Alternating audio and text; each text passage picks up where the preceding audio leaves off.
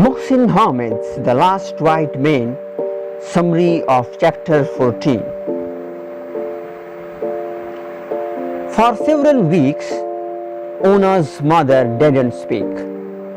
What she did during those silent days was to stare at the window, at her hands, and at her mobile screen.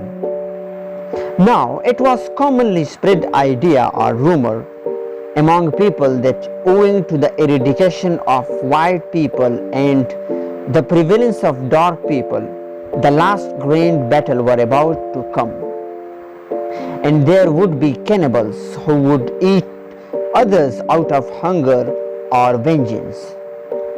People had to stand with like-minded people, but Una's mother was confused and frightened, for she didn't know who they were, dark or white.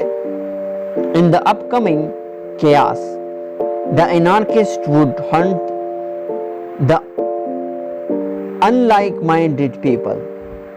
That news made Una's mother scared. Una's mother already knew a lot more negative things about dark people.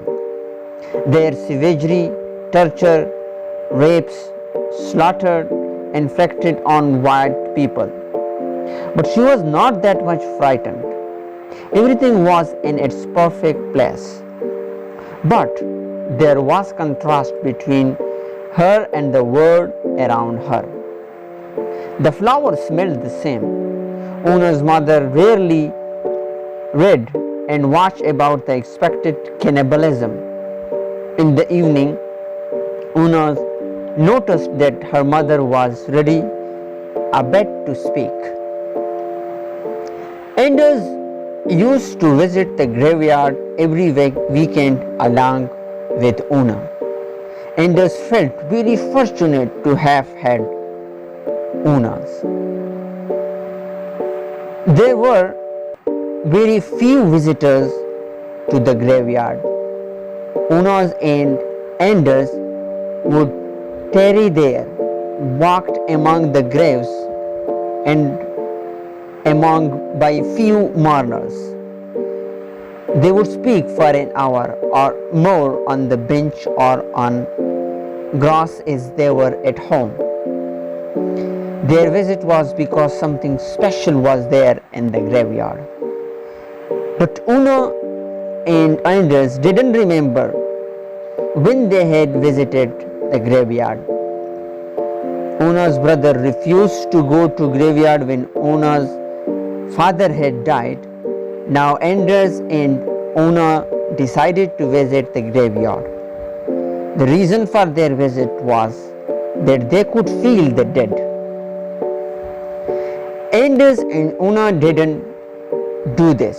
They felt the dead daily, hourly, as they lived their lives, and their feeling of the dead was important to them. The next evening, they went to a bar where they ordered whiskey, listened to music,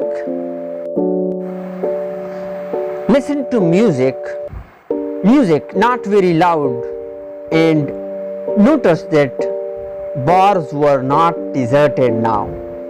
However, they also noticed that everybody in the bar was uncomfortable. The bartenders were not comfortable. Even Anders and Una were not that much satisfied with the existing scheme of life. Una thought that she was not sure whether it was her mind, her thoughts that made things look uncomfortable. But the time Una drank whiskey, everything from Una's perspective changed. The bar, drinks, people, and Anders. Nothing was weird now for her. It was all normal. After finishing their drinks, they decided to go to a near restaurant Una knew. They went there, but Una realized that the woman in the reception didn't know her personally, but she treated everyone the same. After the dinner, they left the restaurant. They both enjoyed the normalcy. On their way back, they realized that a dark man was chasing them. They both faced that dark man. The dark man then laughed and went away.